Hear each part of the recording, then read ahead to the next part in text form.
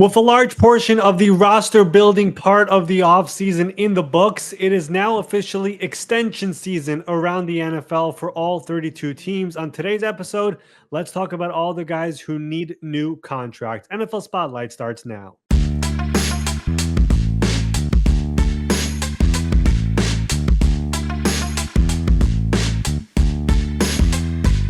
Welcome in. It is the Monday, May 5 edition of the NFL Spotlight Show. I am your host, Ari Meirov. Obviously, the NFL calendar here as we go into the month of May, it definitely gets way quieter now with the NFL draft in the books. But what is happening now around the league, especially obviously we have rookies coming in and all of that, but behind the scenes, a lot of these teams are starting to negotiate contract extensions with some of their big name players. Last year was a very, very busy one. We saw market resetting in a bunch of different positions, including quarterback with Dak Prescott, receiver last year. We had a big one with Justin Jefferson. We had a big one at pass rusher. We had a bunch of big deals last year, but we're going to have a bunch coming up over here in the coming weeks and months as well. We've seen a couple already come down. Last week, we had a big tight end one with George Kittle, but we're going to have a bunch coming up over here. And this is really when everything really heats up with those players. So we're going to go position by position today and get you ready about which players are coming up over here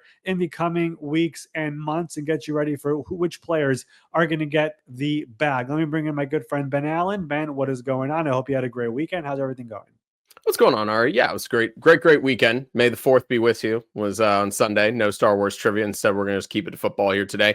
And yeah, let's go ahead and start with the quarterbacks. It's the most important position on the field. They're the ones who get the biggest numbers, and those numbers continue to climb. For a little while, the conversation was going to be who's going to be the first $50 million quarterback.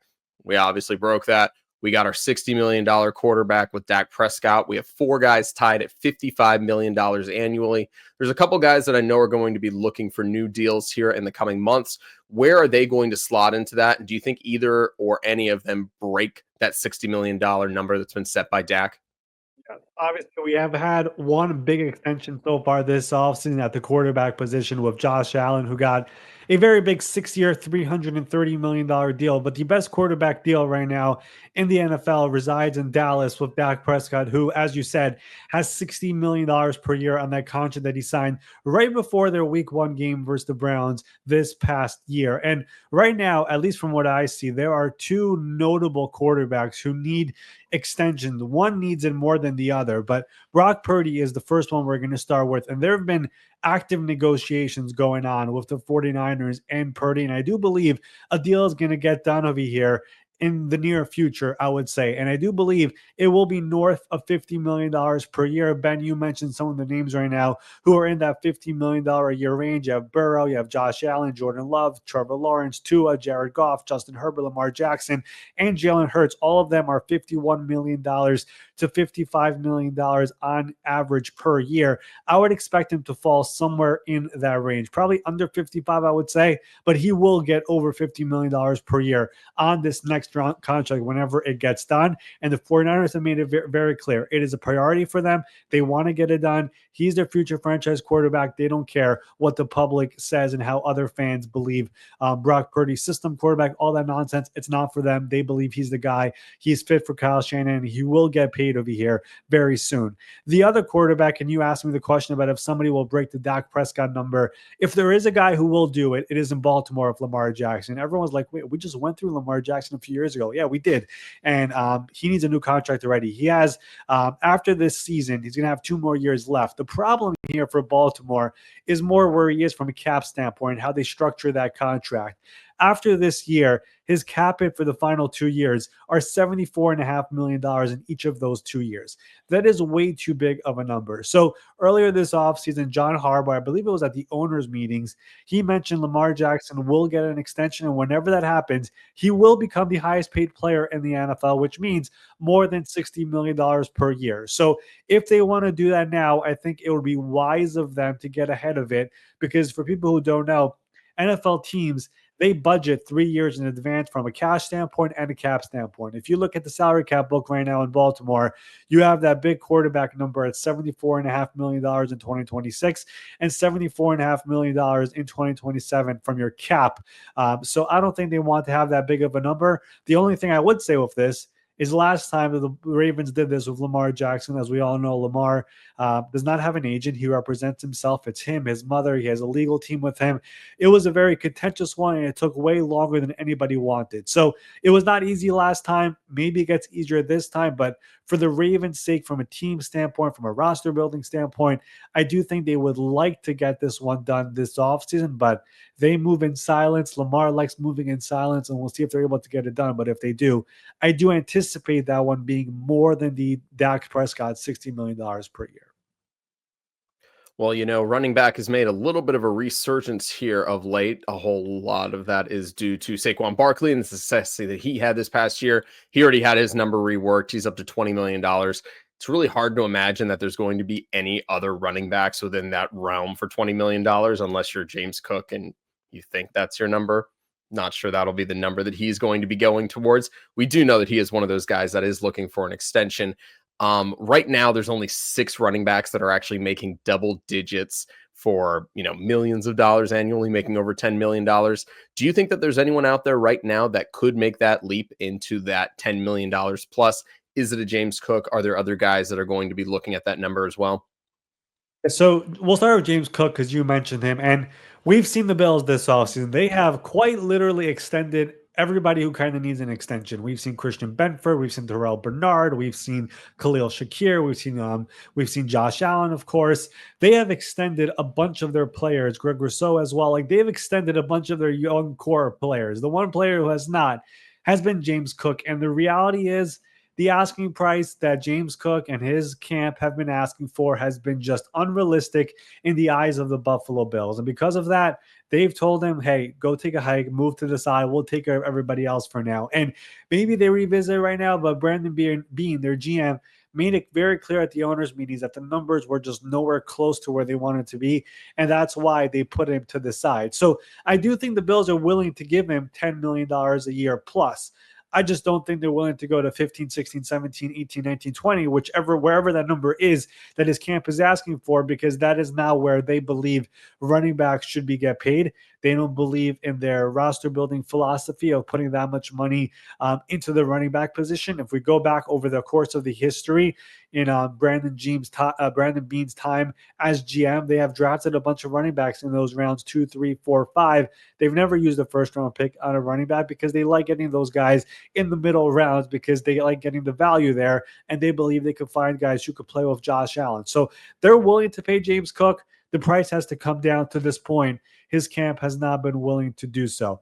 Other running backs here, Breece Hall with the Jets. He's also entering the final year of his contract. There's been some rumblings out there about a potential trade. I have not gotten that sense to this point of anything serious, but they could let him play out the final year of his contract with this new regime, or they could try to do an extension. We will see about him. The other one, which I think will happen and should happen, going back to Baltimore here, it's Derrick Henry, who signed a 2-year contract last year as a free agent in Baltimore, 1,921 rushing yards, over 22 total touchdowns. It was the perfect marriage in Baltimore. Now he's entering the final year of that contract, scheduled to only make $7 million in base salary this year in overall cash. That is not enough for Derrick Henry, I would say. And of course, he saw Saquon Barkley get a new deal with 2 years left on his contract and his free agent contract from last year. I would imagine Derrick Henry, at the very least, is looking for a raise this year. At the very most, of course, looking for a full-blown extension so he could stay in Baltimore for a number of years. We know his age. We know the wear and tear. None of that has mattered for King Henry. And it was so perfect last year. Do not let him go into this year as a disgruntled player. So I would imagine they do something here in the coming weeks and months. But that is kind of it right now when it comes to the running back position. Kyren Williams in Los Angeles is another name who's entering the final year of his contract. There have been a couple of fumbling issues there. I do know that they have exchanged some numbers, and they also were very, very far apart. I would be surprised if anything gets done over there. All right.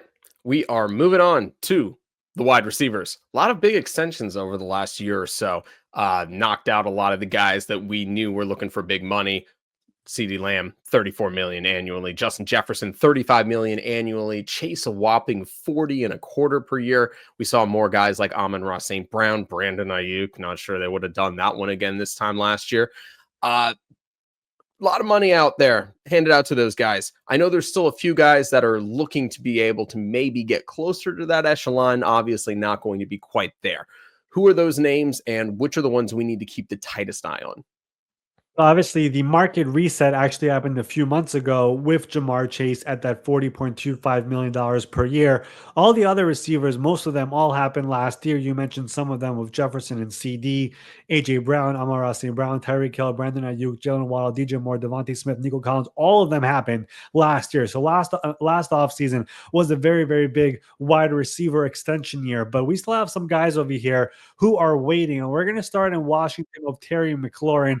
He needs a new contract, entering the final year of his deal, that extension that he signed a few years ago. 5 consecutive years of 1,000+ yards. Last year was probably the most fun he's ever had, of course, with Jaden Daniels. Some consistency at quarterback, consistency with the offense, with Cliff Kingsbury as the offensive coordinator. It was just a very fun year. Obviously, had a lot of big plays there in Washington, a couple of crazy game winners there with Terry McLaurin, but he is everything you want out of somebody as a player, as a leader, as a person, as a role model, just a guy that you bring somebody new to the locker room and be like, hey, he's the guy, try to be like him. So I think Washington will extend him over here at some point this offseason. There have been some preliminary talks so far on an extension. I would imagine he's trying to break $30 million per year, which is where Amon-Ra St. Brown and Tyreek Hill and Brandon Ayuk, those players are all at. So again, there have been talks there. I think this is one that eventually gets done at some point this offseason. Courtland Sutton in Denver is another very interesting one because he's been looking to get a new deal for the last couple of off seasons. Last year, they kind of just added some incentives on top of his deal to make him happy, but he is scheduled to make just $14 million this year in the final year of his contract. Had a huge year last year of 81 catches, over 1,000 yards, 8 touchdowns. Really just made life easier for the rookie quarterback in Bo Nix. They need, I mean, look at their receiver room right now. You have a bunch of young guys. He is the seasoned veteran guy who you could rely on. It would make sense to extend him. There have been some talks. Denver has a bunch of guys to extend. We'll get to some other guys here in a few minutes. But this is somebody who they've tried to extend the last couple of years, and talks kind of didn't go anywhere. It's a very fine line of finding where is the right number for him. I don't think Denver wants to go crazy high, of course, where the receiver market is right now. So we'll see where this ends up going. But I'll tell you this much. He's not playing for $14 million this year. They have to figure out something for Courtland Sutton. The last two players are two guys who just had their fifth-year options picked up. They still have 2 years left on their rookie contract. But like we always say here on the show, if you know you have a good player, just get it done now because it always gets more and more expensive the longer you wait. Garrett Wilson with the Jets, Drake London with the Atlanta Falcons. Garrett Wilson over 1,000 yards every single year so far, even with a bunch of different quarterbacks.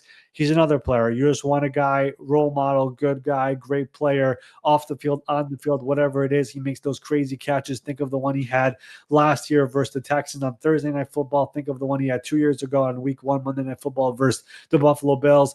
He just makes things happen regardless of who's under center. Now he has Justin Fields, his former Ohio State quarterback. Make him happy, pay him. It makes sense. I think he's also going to try to get to over $30 million per year, and he probably will get that, assuming a deal gets done. The one thing I'll say about all these receivers, for what it's worth, nobody is going to get close to the Jamar Chase $40.25 million per year. That's going to stay on top of the year the rest of the offseason. And Drake London as well had his biggest year last season, 100 catches, 1,271 yards, 9 touchdowns. We know the Falcons offense and what the nucleus is moving forward. It's Michael Penix, it's Bijan Robinson, it's Drake London. Those are your guys. Again, just do the deal now. They did it last year with AJ Terrell after he finished his third year with a cornerback. Do the same thing over here with Drake London. It just makes sense. We'll see if they do it over here, but this is somebody who's obviously going to be a core player. So those two guys are guys who you don't have to do it now, but you probably should do it now because you know they'll be there for the long term. You were talking just the other day about how the tight end market has needed a little bit of a reset. There was a move the other day with George Kittle getting bumped up to 22.9 annually. That number is a little bit deceiving with the balloon at the end of it, which kind of brought the number up. Still, big deal. Tight end numbers moving up. He's now the only player making over 20 million annually. He just slid past Trey McBride with that nice extension that he got off his rookie deal. The extension candidate is just kind of poking around with what I've seen so far. A lot of young guys, right? Yeah, so we obviously just saw George Kittle, like you said, become the highest paid per year average. It's a very I will just say Trey McBride's deal is a better deal, even though the average for George Kittle is higher. But Trey McBride also got an extension earlier this offseason when he became the highest paid tight end in league history at the time. We still have three other guys over here who I think could potentially get an extension. They won't get close to any of those numbers from what I've gathered over here because they're not at that level. But Kate Otten in Tampa Bay, Isaiah Likely in Baltimore, and Jake Ferguson in Dallas. Those three are the ones to watch over here. Kate Otten every single year, year over year. Not a household name, but has gotten better year over year. 42 catches to 47 catches to 59 catches a year ago, from 391 yards to 455 to 600 last year. He just gets better year after year after year. They drafted him in the middle rounds of the draft. This is what Tampa Bay does so great. One of the better drafting teams. It would make sense to extend him and lock him in for the long haul before he enters the final year of his contract. Same situation for the other two tight ends. Both of them entering the final year of their contract. Isaiah Likely, we know the Mark Andrews situation. He is somebody who's on the roster bubble right now. No more guaranteed money, very high cap number. We'll see what his future is. The future appears to be Isaiah Likely, whether it's now or next year or whatever. He is the future at tight end in Baltimore. Whenever he's had his chances, he has flashed in Baltimore. I think he does have a good connection with Lamar Jackson. It would make sense to get a deal done with him as well before he does become the full-time guy. And then Jake Ferguson took a bit of a step back last year after a Pro Bowl season. No touchdown catches last year. But he is somebody who over the years has had a good connection with Dak Prescott as well. I think if he would have had the season he had last year or 2 years ago last year, we would be talking about him getting a Trey McBride type of a deal. But he did not have that year this past season. I will mention the Cowboys once allowed Dalton Schultz to leave as a free agent, who was also a homegrown tight end. So we'll see if they're willing to pay Jake Ferguson or not. But those are the three tight ends over here that I'm watching over here in these next couple of weeks and months.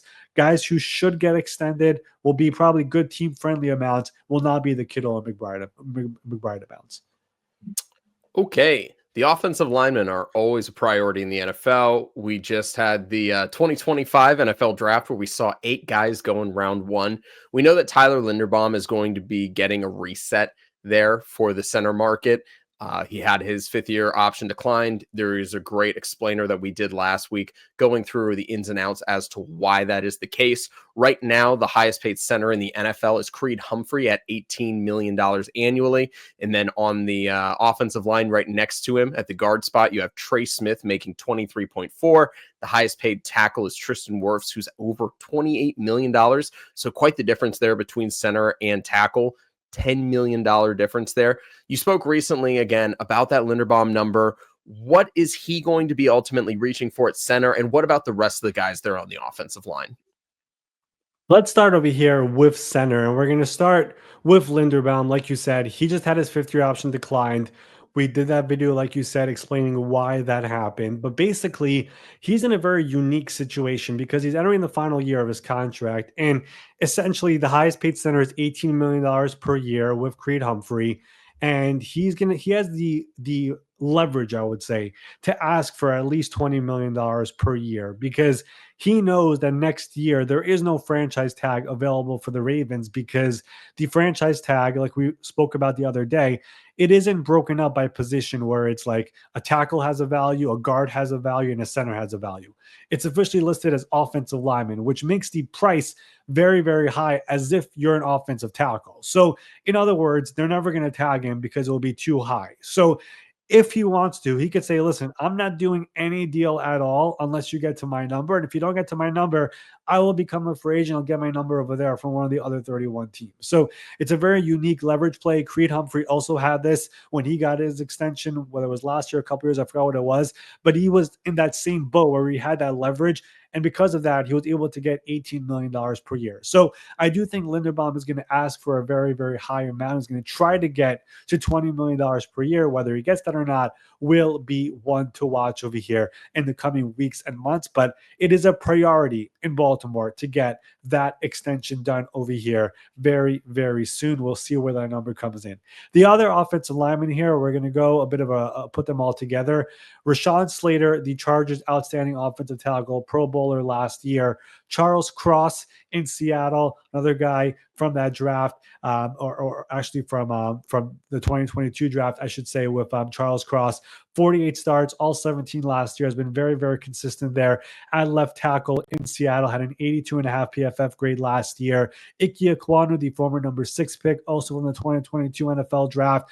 Those three offensive tackles, and I add one more over here. Bernard Ryman, the Colts left tackle, very underrated guy, 85.1 PFF grade last year, also from the 2022 NFL draft. All four offensive tackles are going to be looking for new deals over here this offseason. It's going to be interesting to see where it ends up falling on the offensive tackle market for them. If you look at the left tackle market right now, the highest paid left tackle is Trent Williams at $27.5 million. I think Rashawn Slater has an argument to get that. He could have been extended last year. They didn't do it last year. Now he's entering the final year of his contract. I think he has the potential to ask for that. We know how important offensive line is for Jim Harbaugh. So I think he's going to aim to get to that number. The other guys I think will be very interesting because with 2 years left on their contracts, Cross, Icky, and Bernard Ryman, those are very, very, very unique ones. They have not been necessarily the best left tackles in football, but all those guys are ascending players. And of course, we know how hard it is to find left tackles in the NFL. I'll mention two guards quickly. Joe Thuney in Chicago was traded there this offseason. Entering the final year of his contract, Ryan Poles called it a priority. He needs a new deal, no guaranteed money left. I think it's going to get done eventually here. The question becomes how many years, and does he end up getting over $20 million per year on that contract? That will be one to watch. And then Luke Gedeke in Tampa Bay again. We mentioned Kate Otten before. Another very, very good player drafted in day 2 of the draft a few years ago. He has been a consistent starter for them, really ever since his rookie year has been starting for them. I think he's somebody they want to keep there on the offensive line. Kind of reminds them of an Ali Marpet, who they also draft in a day 2 of the draft years ago. So that is another player over here who I think will get extended here in the near future. All right, let's move over to the defensive side of things. Let's go ahead and start with the big guys up the middle. Chris Jones leads the way right now with almost $32 million annually. It is a huge number there on the defensive side of things, particularly for those guys up the middle. There's 15 guys making $15 million plus a year, including Milton Williams, who jumped into that 3rd spot with his big free agent deal, $26 million annually. Do you think any of these guys are going to be making a big salary leap here soon? Yeah, so I'm going to go with, we're going to start with Zach Allen, former guest here on the show, entering the final year of his free agent contract down there in Denver. He, of course, was first of all, Pro Bowl snub last year, made no sense, but he did make the All-Pro team.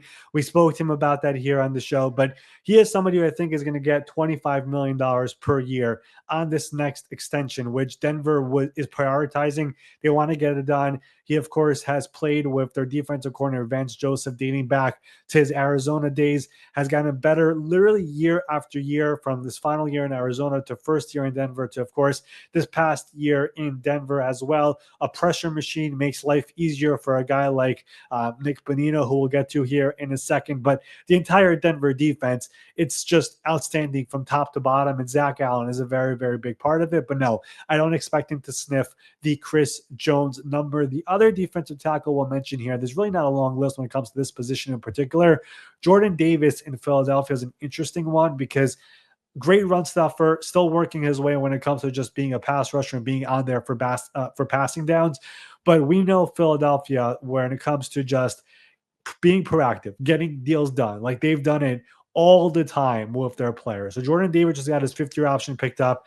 He still has 2 years left on his deal. They could just get a really, really good value deal right now and hope that Jordan Davis continues to ascend into a better and better player.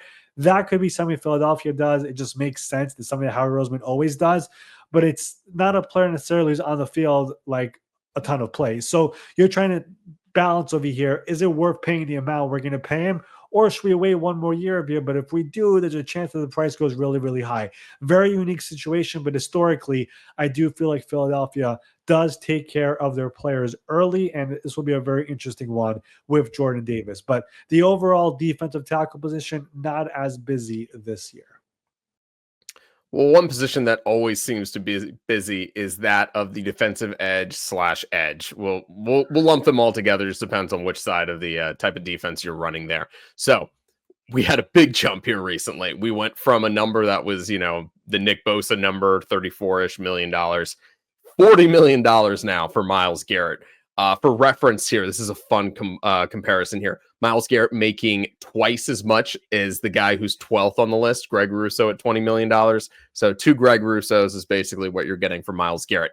The pass rushing group that is going to be up for these extensions is pretty legit. You're going to have a couple guys here, I imagine, that are going to be targeting that $40 million numbers, i.e. Micah Parsons, TJ Watt.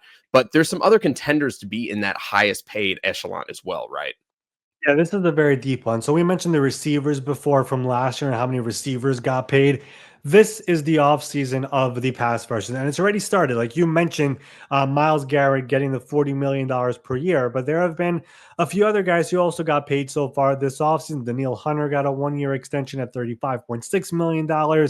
We had Max Crosby, who got extended as well. He got $35.5 million per year. If you're watching here on YouTube, you see on the screen the highest paid edge rushers in the NFL. Rounding it out is Nick Bosa at $34 million per year on the contract that he got a couple of years ago. But there are a number of guys over here. I would say 3 guys who have the potential to get past the $40 million per year number that Myles Garrett got and will become the highest paid non-quarterback in football, which right now resides in Cincinnati of Jamar Chase. It's Micah Parsons, it's TJ Watt, and it's also Aidan Hutchinson in Detroit. Parsons, final year of his contract. Watt, final year of his contract. Aidan Hutchinson still has 2 years left on his contract, coming off that injury, which he has been recovering very, very smoothly. And probably, I wouldn't say he had a chance to play in the Super Bowl if they made it, but his people were saying if he really pushed it, he could have done it. But he is somebody who, at this point, is pretty much far ahead in his recovery. The question really becomes if Detroit is going to go there and do it now, or if they want to wait till next offseason where it's going to be a slam dunk $40 million plus per year. But Micah Parsons, we know what he's asking for. We've had all the back and forth of Jerry Jones and talking directly to Micah and leaving the agent out of it and saying he doesn't know what the agent's name is. Whenever the deal gets done, he's going to have to talk to David Mulugeta, the agent, and it's going to be highest paid non-quarterback in football history. I think the big question, like it always is in Dallas, is will it be a 4-year extension, 5-year extension? Does Jerry want 6 or 7 years, which is probably what he does want? The agent will never allow it to happen. It's really a year's thing and more of a guaranteed thing. But whenever it does get done, I do expect Micah Parsons to surpass the Myles Garrett number. And I also expect the TJ Watt number to be higher than the Myles Garrett number. There have been back and forth discussions there with TJ Watt as well. It has not gone as smoothly, but I do believe it will get done eventually at some point this offseason. Last time with TJ Watt, it went all the way down to the wire. This might potentially be the same thing, but we will see. But whenever it does get done, it will be over $40 million per year. The other names, Trey Hendrickson, we were talking about it all offseason long. He's not looking to get to $40 million per year. He just wants to be paid respectfully. I think $35 million, 32, 33, 34, 35, somewhere in that range with strong guarantees and more than 1 year is what matters for Trey Hendrickson. To this point, he has not gotten that offer from Cincinnati. I think we could all kiss the trade scenario bye-bye. It's not happening in Cincinnati, even though they gave him permission to seek a trade. He will be staying in Cincinnati. Question becomes, does he get a long-term extension or not? Nick Bonito in Denver. I think at one point last year, Nick Bonito had an argument to be in the Defensive Player of the Year conversation. A sack machine last year definitely helps when you have a really, really good defensive line with Zach Allen and John Franklin Myers and DJ Jones and those players. And of course, Patrick Surtain, the Defensive Player of the Year behind you as well. But he is one of the premier pass rushers in the NFL who never gets talked about, did make the Pro Bowl last year. He is somebody as well who I think will be looking at him somewhere in that Nick Bosa, Josh Allen category, somewhere in between there, maybe a little bit higher, but I do believe he does get an extension done this offseason. He is entering the final year of his contract. He has been a tremendous find outside of the first round, of course, down there in Denver, a day 2 pick down there for the Broncos. Last but not least, I will mention the number 1 overall pick from a few years ago, Trayvon Walker. he is somebody who is clearly starting to become an ascending player. Over 20 sacks the last couple of years, double digits in both years. He is somebody who this new regime, from my understanding, they want to extend him. I don't think he's going to sniff $30 million per year, but they do want to get him done somewhere in that $25 to $29 million per year range. Still has 2 more years left in his contract. He could bet on himself, have another big year of this new scheme, and then try to get to $35, $40 million per year. But I do think this new regime is trying to get this deal done, but they are trying to get it somewhere closer to that 25 to 29, $30 million per year range. But a very, very deep defensive end, edge, outside linebacker, whichever one you want to classify as. But those guys are going to get paid, and it's going to start happening very, very soon. Well, one group that just can never seem to get paid is the inside linebackers, despite being, typically the captain of the defense, a very important position. They seem to be lagging a little bit further behind. You do have Roquan Smith there sitting right at $20 million a season. He's the only one there, though, right now. Right behind him is a guy that I know is looking to get a pay increase, and that's Fred Warner. Do you see him being somebody that is going to break that $20 million barrier? And if so, how much more than that? So we had 3 linebackers this offseason in free agency get paid. 2 of them, actually all 3 of them, went back to their original teams with Zach Bond, Nick Bolton, and Jamie Sherwood. Those were $17 million per year for Bond, $15 million per year for Sherwood and for Bolton. But this is not a market that has really been that hot. I mean, I think Roquan Smith has been at that $20 million per year for, I believe, 3 seasons already, or at least 2 seasons already. So it has now reset in a while there. But the only linebacker who really has a shot to reset, and I think he will reset it if he gets a new deal, is the person you mentioned, that is Fred Warner. He is entering right now no guaranteed money left on his contract. His cap hit this year is $29.1 million. His cap hit next year is $26.7 million. Those are both very, very high amounts. If you want to lower that number, the easiest way to do it is to do an extension. So we saw San Francisco just do a deal with George Kittle, which lowered his cap number. They're obviously going to do an extension with Brock Purdy, which is, he's been on the best contract in football to this point. This is a 3rd contract player, still very, very good. One of the few players in San Francisco last year who did not really miss much time. So I do expect them to revisit this here at some point. I think it would be wise of them to also lower that cap number and essentially do a similar deal to what George Kittle just did. I mean, George Kittle's deal, we didn't talk about it before, but is it the highest paid tight end in NFL history on average? Yes, it is. But is there a balloon number on the back end, which is all non-guaranteed, to make it look like it? Yes, it is. He has $21 million non-guaranteed in the final year of his contract to make it look like he is the highest paid tight end in NFL history. So you could do something similar with Fred Warner, where you give him a new deal, get him some more guaranteed money this year and next year, and then add this fake balloon year on the back end, make him the highest paid inside linebacker in football by a nice margin, and call it a day. So I do think they're going to try to do that over here with Fred Warner, but as of right now, the priority is to get Brock Purdy done first. But Warner is in line to get an extension. Whenever it gets done, the inside linebacker market will finally reset. I wish I had like a balloon payment, or like a fake, not a balloon payment, but a fake number on the back of my contract. Tell people I was making X amount of dollars. Well, it's all pretend, but it would be fun. I do want to have this conversation because I don't get why. I get why agents do it, because they want to just look like, hey, I got this for my player and for future recruits to tell them I did this.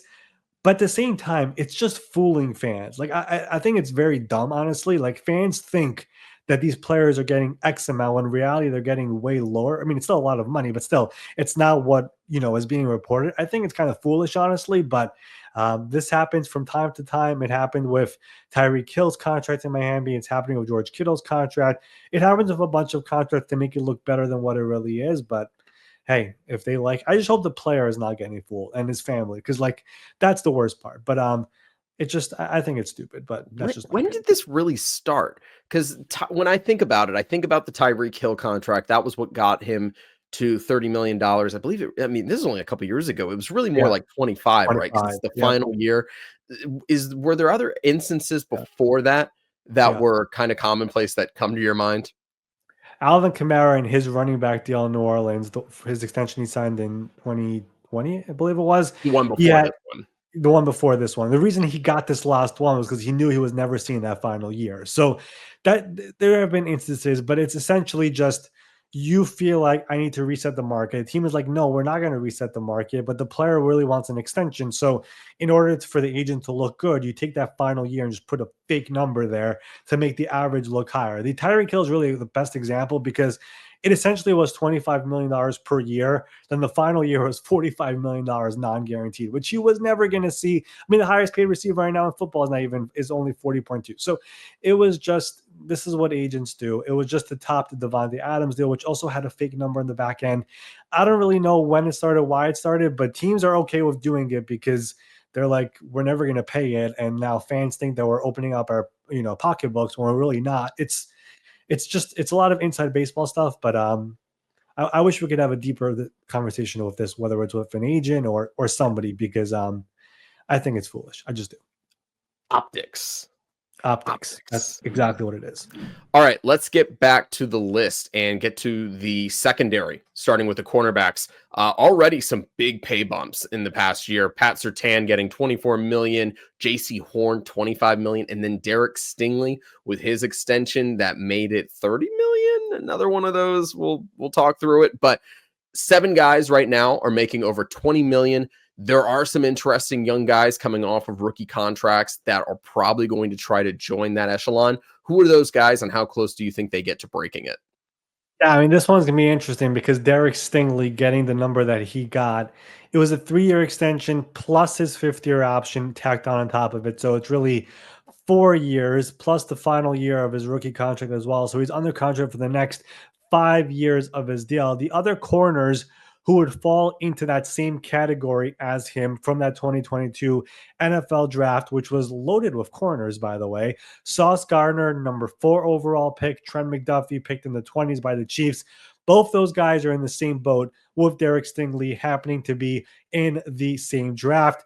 Again, their teams don't have to do it now. They still have 2 more years left on their contract. And for both these players, there are other first-round picks from those teams in that same draft. The Jets, of course, have Garrett Wilson, we spoke about before. The Chiefs also have George Karlaftis, who we did not mention before, also in that first round as well. So I don't know if they want to pay all these guys from the same draft class big money in the same year when there's 2 years left. Maybe it's one or the other. The other one we'll get to next year. But both these cornerbacks are up this year. The Derek Stingley contract, which is $30 million per year on average in new money. You could look deeper into it, and it's not exactly that, but both these players are going to be looking to get to $30 million per year plus. Question becomes if their teams want to do it. McDuffie, in my mind, has been one of the most underrated, underappreciated cornerbacks in football. I mean, what Steve Spagnuolo does for him in that defense, where he just trusts him so much, it is really impressive. I think the Chiefs do want to prioritize that one. Sauce Gardner is very interesting just because new head coach in Aaron Glenn, still really, really good. I would say his first 2 years are probably better than his 3rd year, but still an exceptional player. Just curious to see what Aaron Glenn thinks of Sauce Gardner, if he's okay with giving that type of money to a player who has not yet played in his defense yet. Some other corners I'll mention who are not close to this top of marketplace, but I think they deserve some word over here. Zion McCollum in Tampa Bay. He's another one of those late draft picks by them. Big hit for them. Started all 17 games last year. 2 interceptions, 17 pass deflections, 82 tackles last year. Just a really good, reliable, underrated player. I think he's another player they would like to extend. That's 3 players on this list, not household names in Tampa Bay, with Luke Gedeke, Cade Otton, Zion McCollum. Again, they do a tremendous job of drafting. The last one over here in the quarterback position, Kobe Durant with the Los Angeles Rams, 4th round pick in 2022, final year of his contract, 14 starts a year ago. He's just probably the only corner right now on that Rams roster that you feel like could be a long-term guy. So we'll see if they decide to extend him. I think they could probably get him at a really, really good number before he becomes a free agent next year. But those 2 players are obviously on different tiers compared to the Stingleys, Sauce, and McDuffie players. And finally, of the defensive group, we have the safeties. There was a big number just handed out to our friend of the show, Kirby Joseph, $21.3 million, moving ahead of Antoine Winfield Jr. I know there's some layers to that contract. So they're the only two guys that are actually making over $20 million. A couple guys on the horizon, but none bigger than the one that's still on his rookie deal out there in Baltimore, right? Yeah, so Kyle Hamilton is the big safety this offseason who, again, he still has 2 years left on his contract, just had his fifth-year option picked up, but he has been a chess piece for that Baltimore defense, just one of the best safeties in football. A little bit of an injury concern, just always here and there getting nicked up. Every time I feel like he gets injured, you think it's something way more serious than what it ends up being, but he has been just an outstanding player for them. Still don't understand why he slid that far in his draft, but you mentioned the Kirby Joseph deal. Did it become the highest paid safety on average? Yes, $21.25 million per year. Is it a better contract than Antoine Winfield? I would probably say no. In terms of total guaranteed money, in terms of fully guaranteed money, in terms of just cash flow, Winfield actually has a better contract, even though Kirby Joseph does have the higher average by just a little bit. So I do think Kyle Hamilton, whenever it comes to getting an extension, he will be trying to aim to beat some of the other numbers, the other metrics from the Winfield contract instead of the Kirby Joseph contract, which just has a higher average per year. Probably also worth mentioning that same agency with Winfield as well. So I think they have some familiarity with those numbers. The only other safety that I'll mention over here as well is Derwin James in Los Angeles right now. He has after this season, no more guaranteed money on his contract. Actually, his contract is very easy to move on from after this year.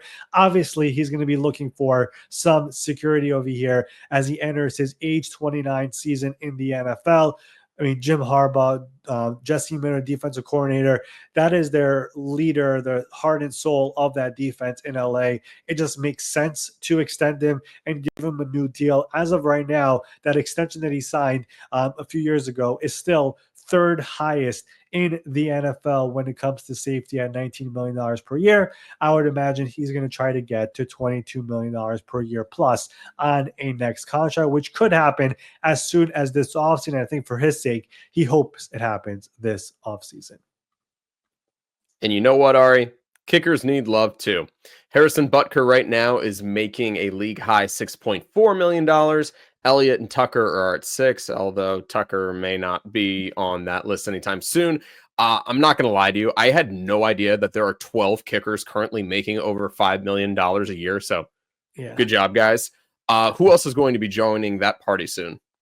Yeah, so there's one kicker who has the chance to surpass Harrison Butker's $6.4 million per year. And that kicker is in Dallas with Brandon Aubrey, who is entering the final year of his contract, who just switched agents to the same agent as Dak Prescott, for what it's worth.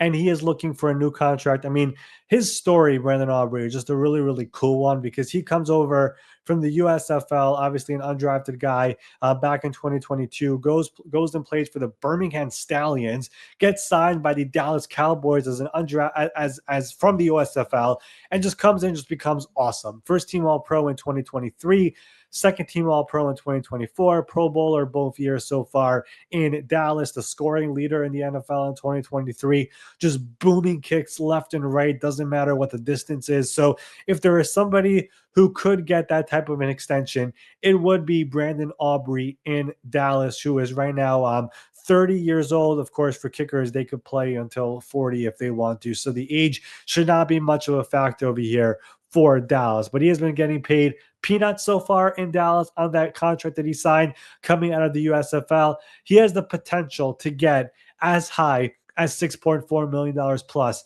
per year. And listen, I know you were shocked that kickers are getting paid this much money, but they're important players and they have to make kicks in the most pressure times in a game. So if they could do it, if they could bomb 50 plus, 60 plus yard field goals like Brandon Aubrey could, I think it's money well spent.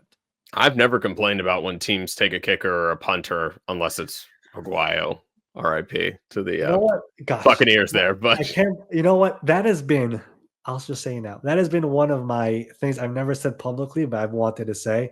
I don't hate taking kickers high. I don't. I really don't. If that kicker it's the becomes difference between wins and losses. We're seeing these guys miss extra point attempts now. Like, it matters. Like, I remember at the time, I liked the Aguayo pick, second round pick. I liked it. Obviously, he did not work out.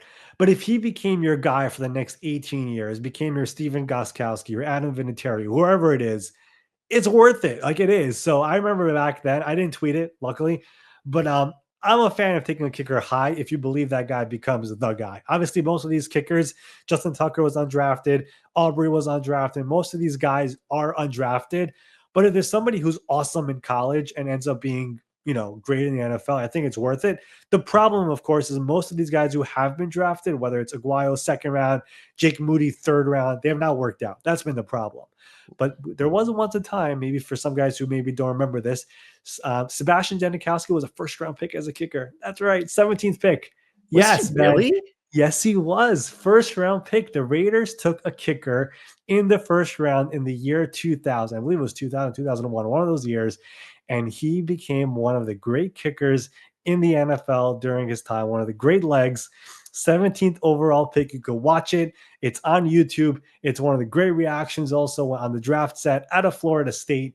The Raiders are the only team in NFL history, fun fact, to have drafted a punter and a kicker in the first round. Only the Raiders, yes. Wait. So was he expected to go first round that year? He was one of the big legs in that draft. I don't think he was expected to be a first round pick, but he was expected to be a high pick in the draft. And the Raiders and the great late Al Davis took him in the first round in that draft. And he ended up playing till 2017 with the Raiders? Yeah, he was 41, I think. Yeah, I know he had his final year with the Seahawks, if I remember correctly. This is my NFL mind working right now. But he was there for a long time and one of the great legs in the NFL. And they took him in the first round. And I think, as funny as it was, luckily for the Raiders, there was no social media back then, but that pick kind of worked out compared to other Raiders first round picks. I am genuinely shocked. I had no idea. 17th pick from Poland. And yeah, he had the 1 year there with the Seahawks in 2018. So 2000 through 2018. Nailed it. That's a great football mind right there. There you go. And he retired at 40, so at least I got a little bit of that correctly. Well, that has been the best kicker and punter duo in the NFL was Janikowski and Leckler. There you go. I thought you were going to say Marquette King. No, Shane Leckler. He was fun. He was fun, but never got. I think he ended up in Denver, and then now I think he's still playing in the UFL. So good for him. He was exciting. I always love a punter that reacts. I think that's fun. Yeah, I would agree. But those were one of the rare good first round picks by the Raiders, and it kind of worked out. So do you think that they should target more Darius Hayward Bay types? Just run as fast as you can, kick it as far as you can, run it as fast as you can. They got Genty, who I guess is just going to run through everyone. I like that pick though. It's all Al Davis. Those are the Raider unknown. It's one of the great stuff in NFL draft history. And Darius Hayward Bay getting picked ahead of Michael Crabtree. I mean, we could talk about NFL draft memories in my head right now forever. But that'll be our off season when we really, really hit the dead of the off season. That'll be what we do here, guys. So we'll make sure that you get that content. And the best way of knowing when that content is out is by hitting subscribe. If you're on Spotify, hit the bell. All that sort of stuff, so you keep up on it. We know the off season is starting to get into the slower part of stuff.